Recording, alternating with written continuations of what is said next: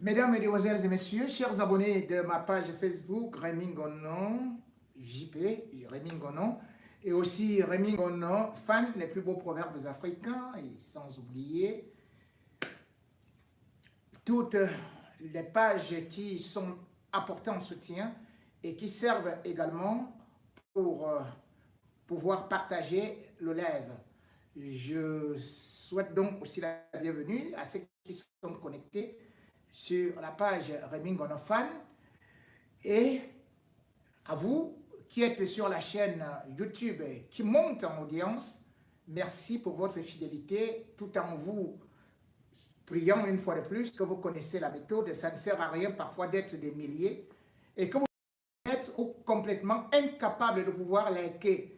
Lorsque vous et qu'on soit parfois à des centaines de lives, cela veut dire que soit vous ne savez pas ce que vous faites au niveau du live, soit alors vous voulez tout simplement que le live s'arrête parce que c'est avec ce cœurs que justement le live est préservé. Ceci étant, l'avant-goût des dossiers noirs du samedi soir avec une once de sport en avant-première.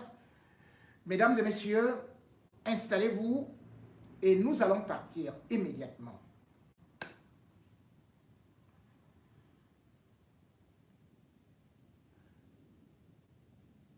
Si tu ne peux pas être une étoile au ciel, deviens une lampe pour éclairer ta maison, disait François Cavana. Aussi, l'arrivée de Samuel Eto'o fut l'arrivée du Messie qui avait réussi à l'étranger et qui voulait venir sortir le football camerounais de l'obscurité.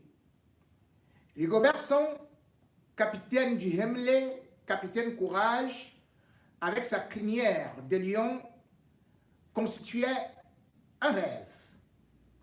Un rêve qui malheureusement a tourné court, puisqu'il a été limogé pour des résultats catastrophiques qui ont conduit à ce que ceux qui l'ont aimé puissent se retourner contre lui. Mais pas que lui, puisqu'il a été aussi nommé par Samuel Eto'o, dont la cote de popularité est en train de fondre comme neige au soleil.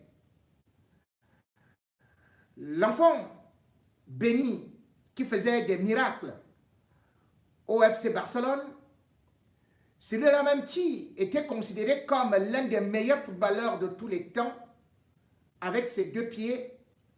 Sur le plan managérial, on ne peut pas dire qu'il est en train de redonner tout ce qu'il avait fait rêver au peuple camerounais, à savoir faire renaître le football des cendres.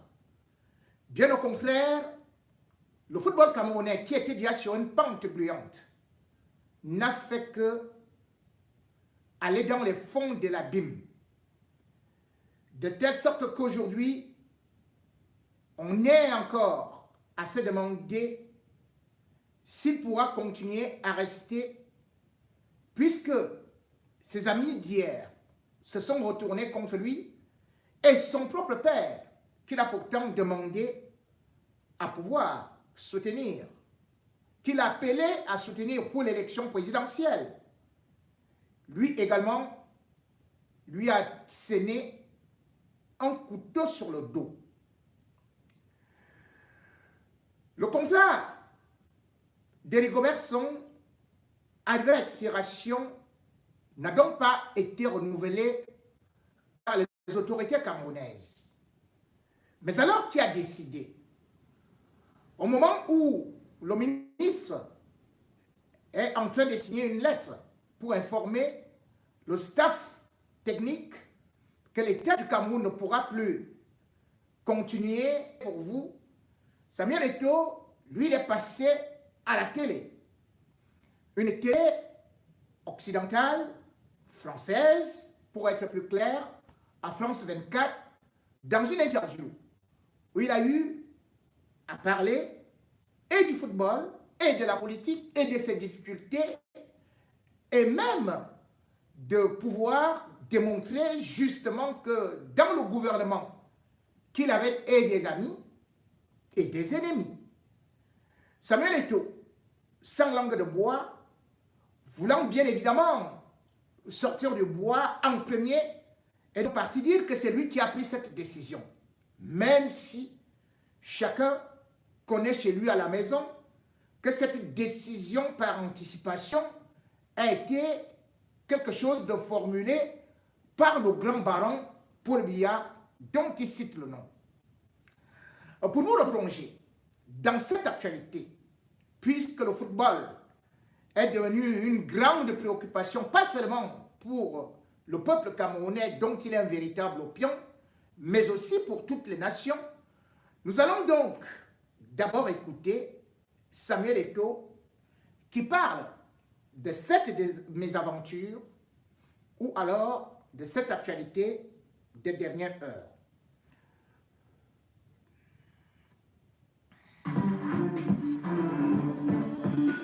Pour les problèmes des droits d'auteur, bonjour et bienvenue dans Tête à Tête, l'émission d'interview de la rédaction de France 24. Notre invité aujourd'hui est Samuel Eto'o, c'est le président de la Fédération camerounaise de football, ex-star évidemment du ballon rond. Merci beaucoup Samuel Eto'o. Bienvenue chez vous. Je vais revenir sur la Coupe d'Afrique des Nations en Côte d'Ivoire, élimination en 8e du finale du Cameroun contre le Nigeria, un échec.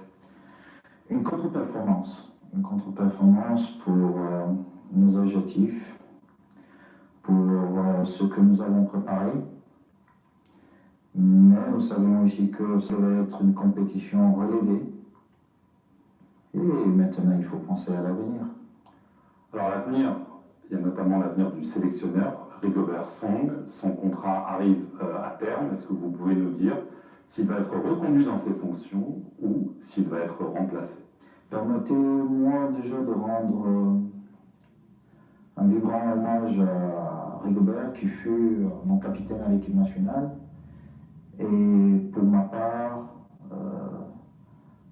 je pense qu'il a beaucoup apporté à cette équipe. Mais les lois du football étant ce qu'elles sont, on n'a pas atteint nos objectifs et notre comité exécutif et moi-même, nous ne nous voyons pas en train de reconduire leur contrat. Ah. J'ai eu donc c'est le comité exécutif d'en discuter avec lui. J'ai donné nos positions. Ah. Et maintenant, il faut penser à l'avenir tout en lui souhaitant. Donc c'est toi qui as décidé hein? Dans sa future carrière. Qui va choisir le prochain sélectionneur? Nous allons travailler sur plusieurs profils et nous allons envoyer, comme on a coutumé, au chef de l'État, parce que vous savez, chez nous, il faut l'avis et l'accord du chef de l'État. Ah bon? Mais sur proposition de la Fédération camerounaise de football. Et c'est ce que nous allons faire. Nous allons proposer plusieurs profils et puis nous verrons. Un profil national ou international? Nous irons plutôt à l'international. En Europe? On verra bien. Un entraîneur avec de l'expérience en Afrique? Il est important qu'il ait de l'expérience en Afrique ou pas. Nous avons vu, et je dis d'ailleurs félicitations aux sélectionneurs ivoiriens qui n'avaient pas d'expérience à ce niveau, mais qui a mérité de gagner ce trophée. Donc, aucun sélectionneur camerounais n'a d'expérience, comme tu dis. J'espère que Hervé sera intéressé à entraîner pour nous la meilleure équipe d'Afrique. Donc on est d'accord que la fédération va proposer plusieurs entraîneurs, mais a déjà choisi Hervé Renard. Que vous n'aurez pas choisi. Cela est de la compétence de la fédération, et uniquement de la fédération, pardon. Et c'est pas une polémique. Nous allons proposer, et puis nous espérons que parmi les trois apporteront un des profils retiendra l'attention du premier sportif camerounais. On a beaucoup parlé. Donc, c'est Eto'o et le comité exécutif. Votre démission.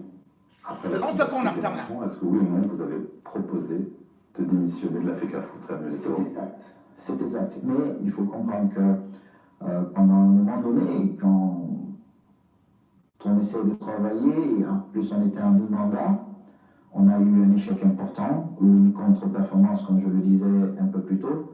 Et il est bien de revenir vers ceux qui dirigent la fédération, parce que c'est mon comité, c'est mon board qui dirige la fédération, et poser sur la table la question de savoir est-ce que les choses sont en train d'être bien faites ou pas. D'où ma démission, et je suis plutôt heureux parce que j'ai eu la motion de soutien de tout mon board, et on continue à travailler. Donc vous n'abandonnez pas, vous irez au terme de votre mandat? J'irai au terme de mon mandat parce que ceux qui m'accompagnent dans ce projet ont estimé qu'on était en train de bien faire les choses. Évidemment, on a connu quelques contre-performances, mais qu'il fallait continuer. Alors, je vais en revenir à la fois à la Coupe du Monde et à la CAN. Il y a un joueur qui a été sujet de polémique, le gardien de but, André Onana. Et on sait que pour des raisons déjà disciplinaires, il avait été mis de côté pendant la Coupe du Monde.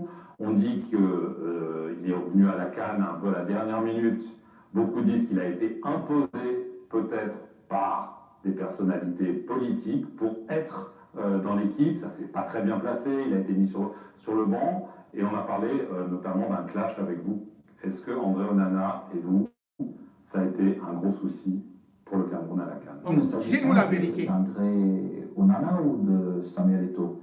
Il s'agit d'une institution et les joueurs. Les joueurs ont des droits et ils ont des devoirs. Est-ce que ça veut dire qu'André Onana n'a pas rempli ce devoir? Est-ce qu'il y a eu des problèmes de comportement de sa part, de manque de respect peut-être? Je ne viendrai pas ici exposer un de mes joueurs. Vous savez, sinon je ne suis pas président. Sinon je ne suis pas président. Mais ce que je dis... Mais est-ce qu'il a été posé? Pour tous ceux La question n'a pas été répondue. Nationale du Cameroun. Il faut qu'ils sachent qu'il y a une institution qui doit toujours rester au-dessus de tout le monde.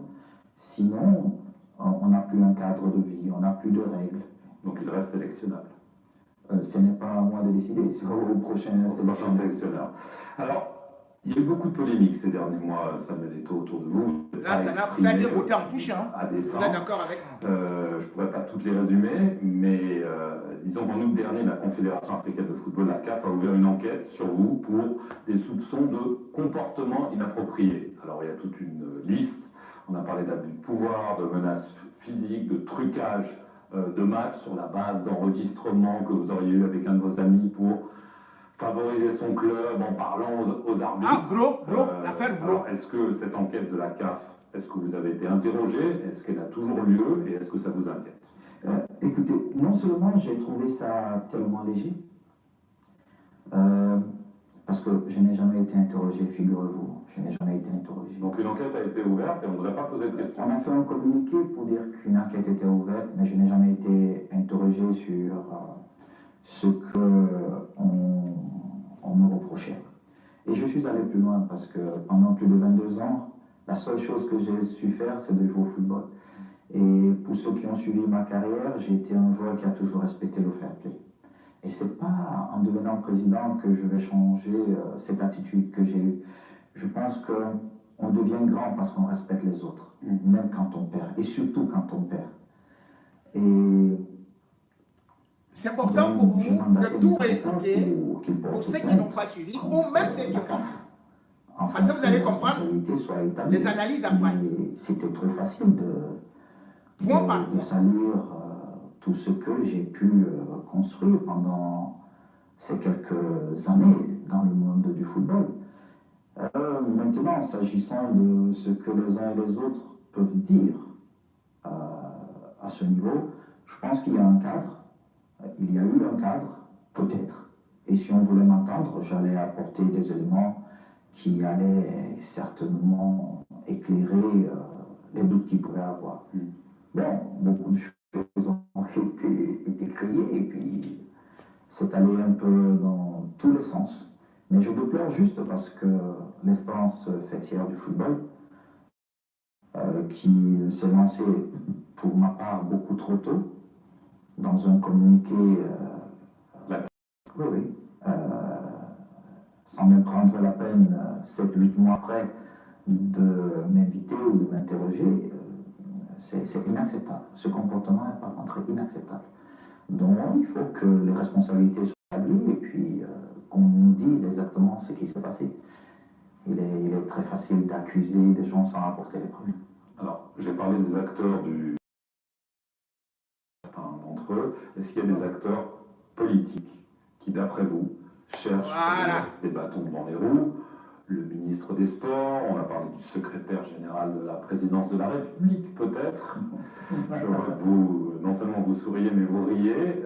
Est-ce qu'il y a des gens haut placés, puissants, pas seulement dans le football, mais au-delà, qui pensent que Samuel Eto'o ne devrait pas être là où il est? Pour ceux qui question clé. Le savent, j'ai une très bonne relation avec le secrétaire général à la présidence, que j'appelle affectueusement mon grand frère, même s'il est le patron. Donc, même si je rentre dans un monde politique que je ne comprends pas et qui est très tordu, je ne vais pas penser que mon grand frère ferait des choses dans mon dos. Maintenant, s'agissant du ministre des Sports, mon patron direct, il est vrai que la relation est difficile. J'aurais préféré avoir une relation beaucoup plus proche, mais je ne me plains pas plus que ça. Beaucoup s'interrogent sur peut-être vos ambitions politiques. Vous étiez, si je me souviens bien, à l'inauguration de George Weah, qui est devenu président du Libéria. Donc la question se pose, vous êtes certes un ancien grand champion de football, vous êtes président de la fédération, on sait à quel point c'est important au Cameroun. Est-ce que un jour, vous pourriez être candidat à la présidence? Mais vous savez, Vas-y, Samy. La majorité des problèmes que je rencontre, c'est parce qu'on me prête les intentions de devenir chef d'État au Cameroun. Ah! Et c'est vrai, c'est la réalité. Et on se trompe. J'avais dit ça avant. Je ne veux pas dire qu'on se trompe, parce que je n'ai jamais eu une idée, ça n'a jamais traversé mon esprit, donc je ne peux pas faire de commentaires. Vous pourriez me dire jamais de la vie. À ce sujet. Mais au jour d'aujourd'hui, j'ai... Au jour d'aujourd'hui, pas jamais de la vie. Bon. C'est pas quelque chose qui traverse...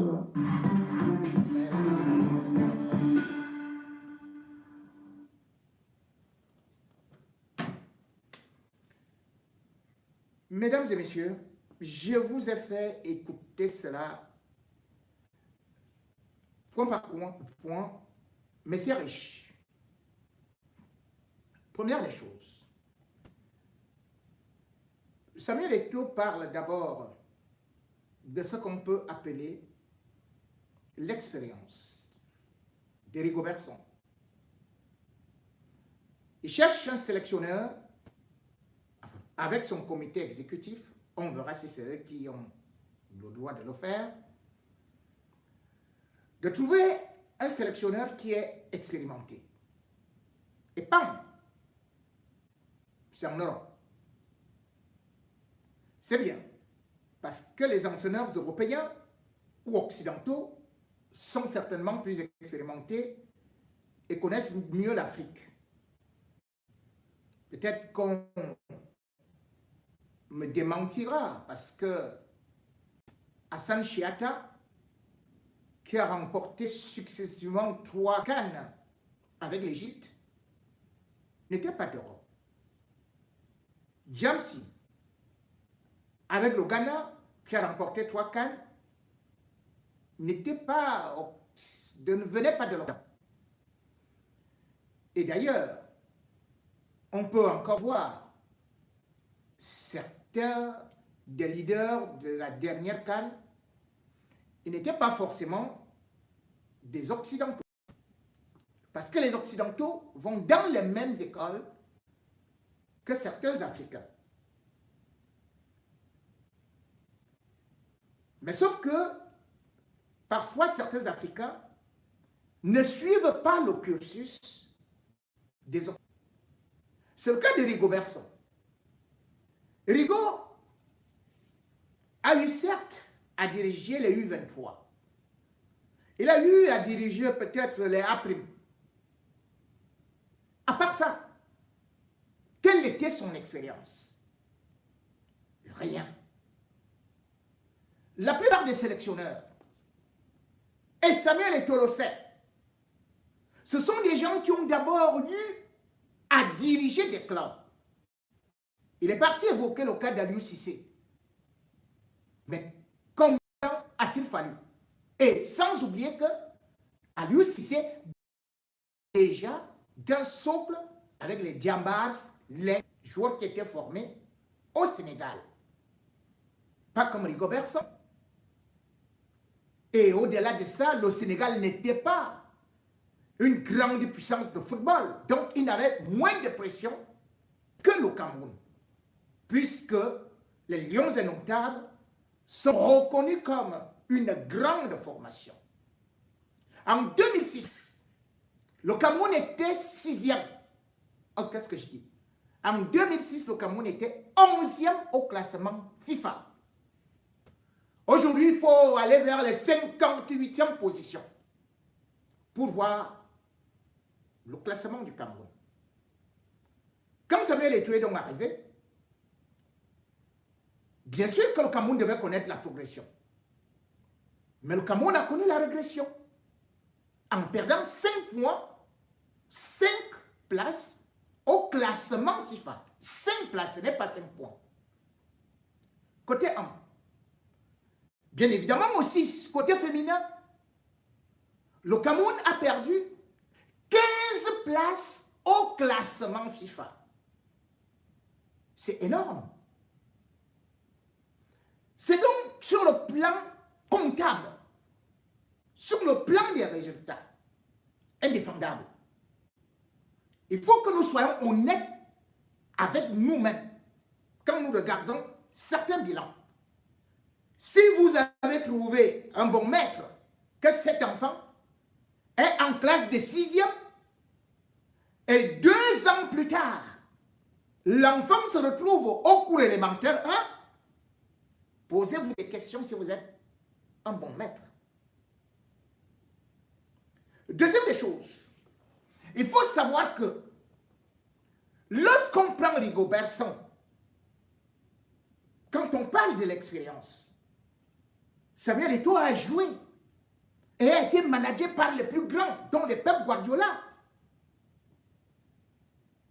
Mais ces entraîneurs-là, à se frotter aux équipes. Je prends des cas. Aujourd'hui, Didier Deschamps dirige l'équipe de France. Mais Didier Deschamps a eu le temps d'aller se faire la main à Marseille, où il a engendré, où il a accumulé 9 défaites. Mais comme c'est un club, ça lui permettait de faire des réglages. Il a été à Monaco. Didier Deschamps a donc eu justement à se faire une idée de ce qu'on peut appeler être un bon entraîneur, de telle sorte que à l'OM après, on a vu des résultats, comment c'est venu. Parce qu'il avait déjà de l'expérience. L'expérience, c'est en prenant un club. Il y a des clubs au Cameroun. Et il y a même des clubs ici en France que Rigobert Song pouvait entraîner. Je vais y revenir pour ajouter de l'eau à mon moulin. Je voulais donc dire que Zinedine Zidane a commencé par l'équipe réserve du Real. Puis il est devenu adjoint de Carlo Ancelotti. C'est pour ça qu'il a pu remporter les Ligues des Champions. Mais par la suite, on a bien vu que il peut maintenant demander à entraîner la sélection de la France. Mais par contre, ceux qui ont voulu aller très vite, ils étaient de bons joueurs. Ils avaient même des diplômes. Mais ont-ils réussi? Regardez le cas de Michel Platini. Il a échoué complètement. Regardez le cas de Maradona. C'est-à-dire, ça, c'est des grands joueurs. Est-ce que Maradona a réussi en tant que sélectionneur? Non. Parce que c'était pressé, fallait, parce que c'est une icône. C'était une icône, parce que ça représentait, c'était une légende. Boum, on est allé avec lui, on l'a propulsé. Le résultat est là. D'autres d'ailleurs ont pu vite regarder leurs limites. Comme le Jean-Pierre Papin, qui a essayé, puis il a vu que ça ne marchait pas. Regardez actuellement le Sénégalais, Bey, qui est souvent consultant avec nous. Mais il est en train d'entraîner un petit club. Et comme ça, il va monter. Or, Rigobert Song, subitement, il se retrouve là. Et du coup, une discussion arrive. Et il n'a pas de diplôme d'entraîneur. De quoi on dit, beaucoup ont dit qu'il avait même falsifié son diplôme. Il y a un serveur, et je suis journaliste en France, je m'étais renseigné, et j'avais bien dit qu'il avait un diplôme UEFA. Ce n'est pas fabriqué, c'est un diplôme UEFA. À ne pas confondre avec le diplôme UEFA Pro. La licence UEFA. Comme on disait qu'il peut être remplacé par Mboma. Non! Mboma lui-même qui vient d'obtenir ça, qui a obtenu ça, ça vous permet uniquement d'entraîner un club amateur. En régional. Oui, en région. C'est-à-dire que c'est pas majeur. C'est des troisième division même, vous ne pouvez pas. En France, là on obtient ces diplômes-là. Donc, Rigobert Song peut bien présenter son diplôme, acquis peut-être en 2015, où on peut voir les Pires, où on peut voir... Ce n'est pas tout. Puisque UEFA Pro, la formation nécessite 40 000 €. La formation qu'a suivi Rigobert Song, c'était sur 7 mois. 7 mois seulement. Et ce n'est pas que vous allez tous les jours. C'est une semaine pour chaque mois. C'est-à-dire que Rigobert Song a suivi une formation de 7 semaines pour prendre l'équipe nationale. Non. Même la FIFA ne peut pas accepter. C'est pour ça qu'on est parti prendre Sébastien Migné pour le couvrir. Or, j'avais déjà révélé que Sébastien Migné lui-même n'était pas bon. De par son passé, il n'a pas eu de bons résultats.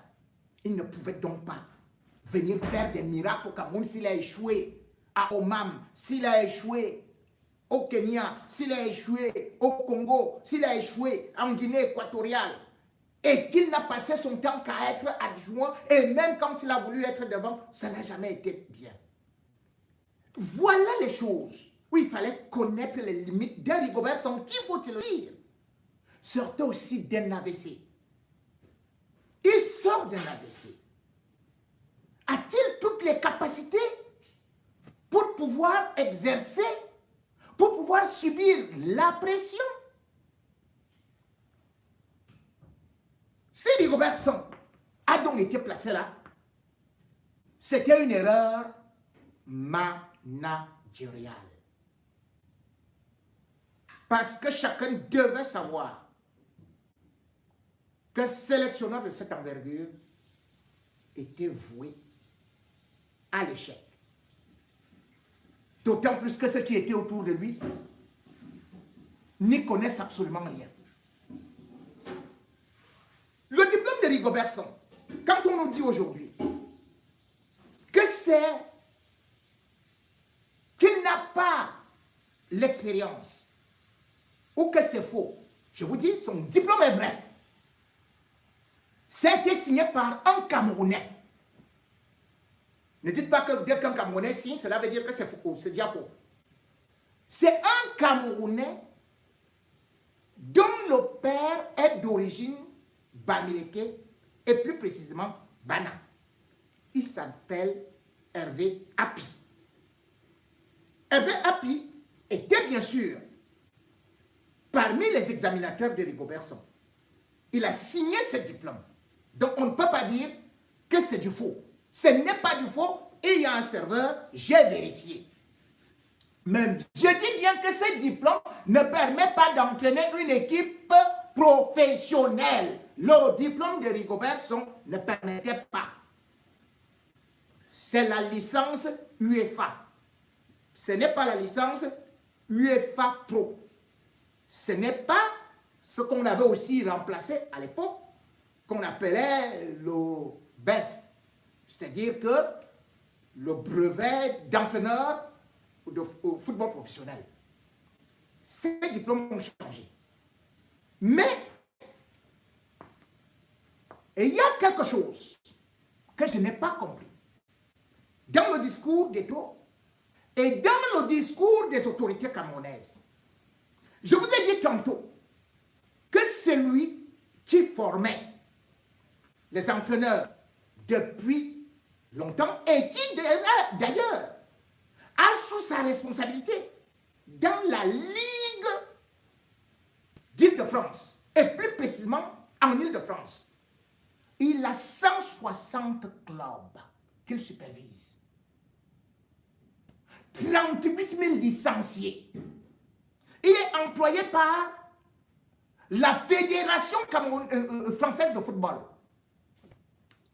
Monsieur Hervé Happy, dont son père fut ambassadeur du Cameroun, avait déposé auprès du ministre, et jusqu'à présent, Moëlle Kombi, sa candidature, ne serait-ce que pour aider le Cameroun à la formation des jeunes, à la détection des talents, puisque c'est lui qui fait la détection en France des U13, des U15. C'est-à-dire que les moins de 13 ans, les moins de 15 ans. Le Cameroun n'a même pas une équipe de moins de 13 ans.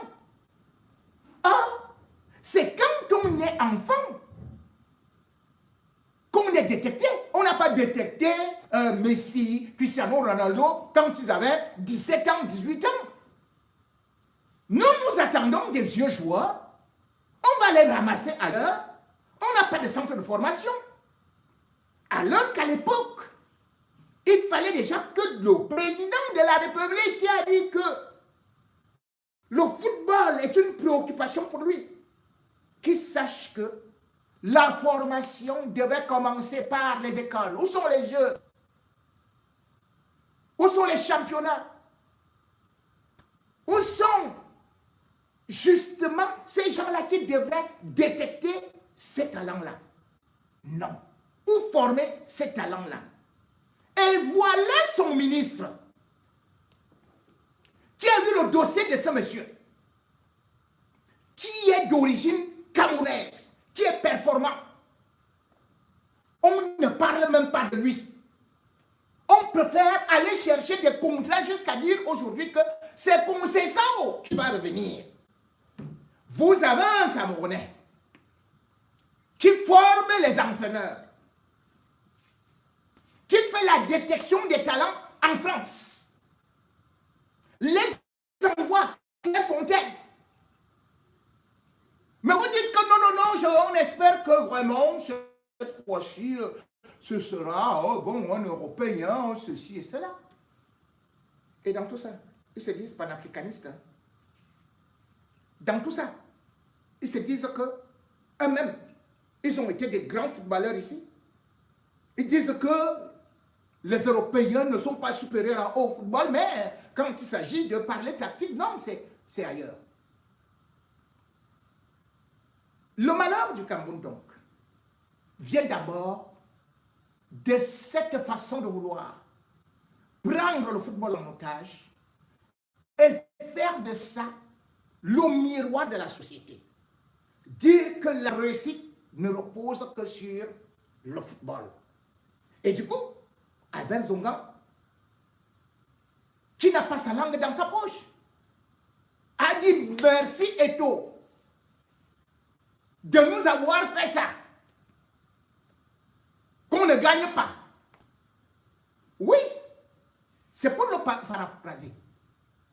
Parce que ce football a souvent eu à détourner les Camerounais. Et bien sûr aussi, on s'est toujours dit qu'il faut des solutions faciles, qu'il faut rapidement présenter au peuple camerounais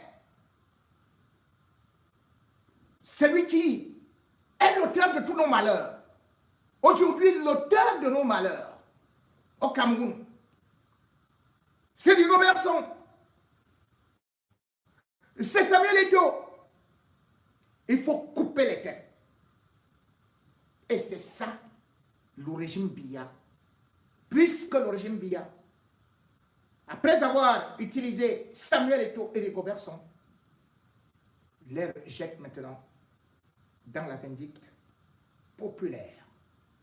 Et c'est aussi une leçon pour ces footballeurs qui, leur seule histoire, c'est de constater que la première dame est leur mère, Paul Biya est leur père, et qui ne s'occupe pas de la misère du peuple, qui ne parle pas du bas peuple, qui croit tout simplement que en étant avec Biya, on a déjà une immunité et que Biya va vous garder toute la vie. Aujourd'hui, ils sont présentés comme des ennemis publics parce que le football pour Biya, c'est une façon de détourner aussi le peuple camerounais.